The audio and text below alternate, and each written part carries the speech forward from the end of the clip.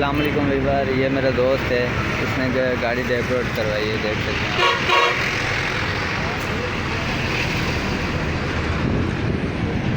देख सकते हैं भाई पार्क से आज लेके आए हैं गाड़ी, देख सकते हैं आप।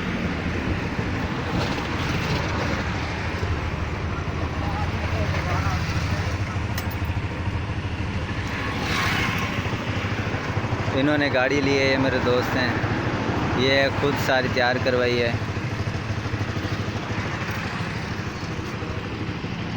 और ये सिवा है, प्लाट 4 है।